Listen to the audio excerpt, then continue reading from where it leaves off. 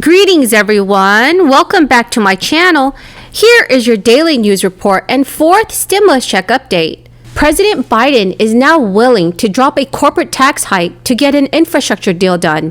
White House Press Secretary Jen Psaki says President Biden is willing to pass more stimulus relief for struggling Americans.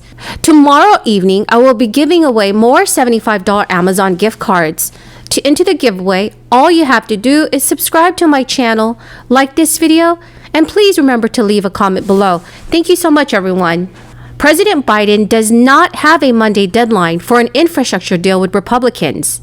White House Press Secretary Jen Psaki said President Biden intends to continue negotiations next week with Republicans led by Senator Shelley Moore Capito, and said the White House is open to a wide range of potential ways to pay for a bill as Republicans balk at tax hikes. At her daily press briefing, Jen Psaki said, "We are going to keep our options open to see what paths we can move forward on."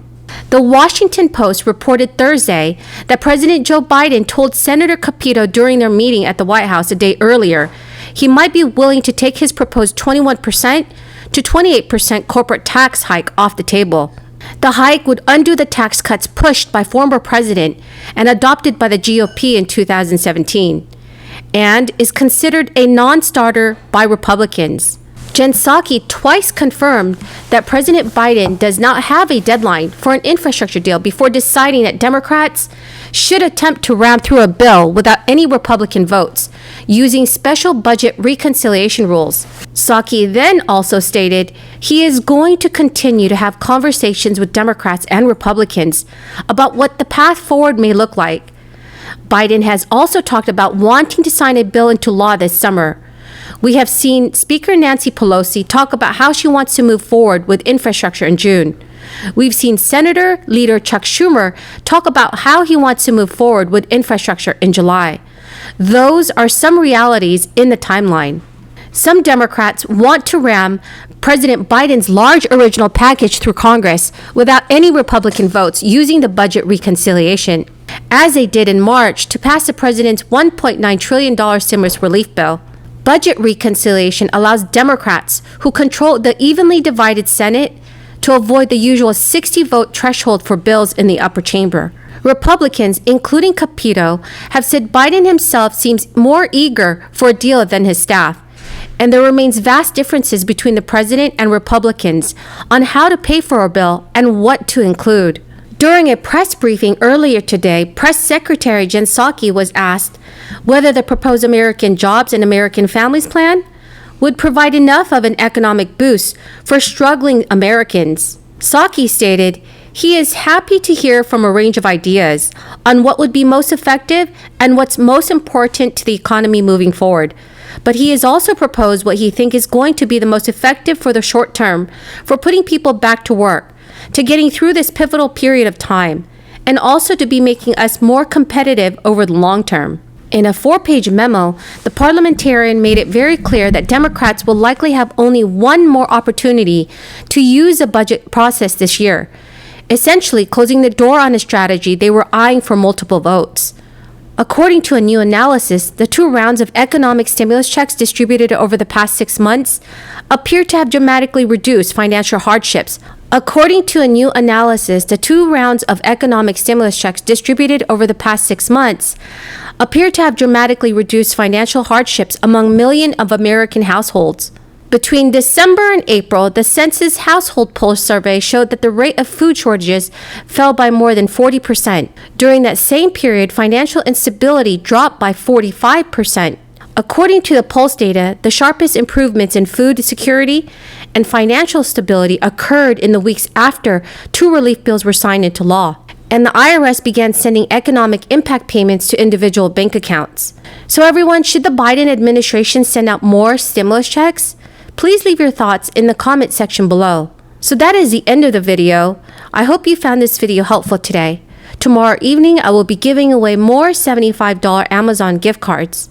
To enter the giveaway, all you have to do is subscribe to my channel, share and like this video, and also leave a comment below. Thank you so much, everyone, and have a very, very blessed Thursday.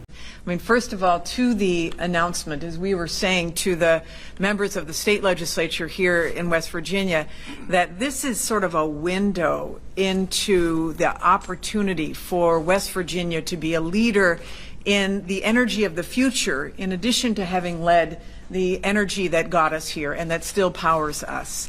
And so that means that Ørsted, and I want to make sure I get everybody, and Steel of West Virginia, and Eversource and Dominion Energy are partnering because Ørsted is building these massive offshore wind turbines and is going to install them along the Atlantic coast in partly in response to the president's call for 30 gigawatts of wind power offshore.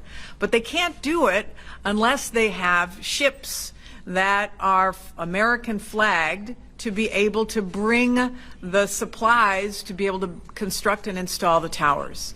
And so what they've decided to do is build their own ship to be able to do it. And who is supplying that ship but Steel from right here in West Virginia? It's one example of such a large degree of products, of energy, of opportunity that lies in this clean energy future and that West Virginia can play an enormous part in.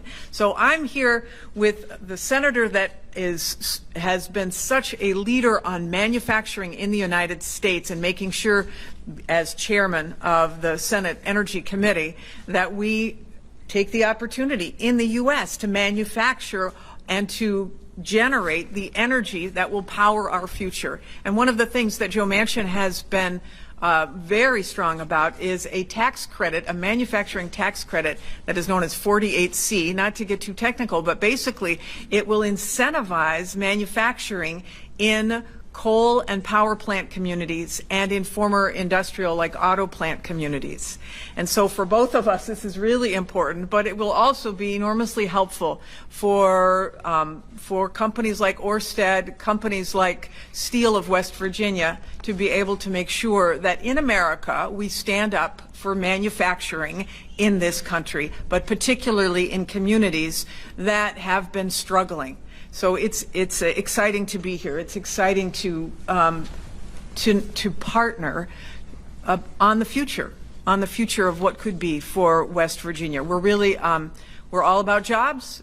As the president said, when he hears the word climate, he translates it into jobs, and that's what we're here to hear from West Virginians about what we should be doing as a partner on the federal side to make sure that jobs are created here in clean energy. We want to grow the pie, and we know, for example, that West Virginia has been a leader in natural gas, and so the technology associated with having carbon-free natural gas could be deployed here, could be manufactured here, could be installed here. There's so much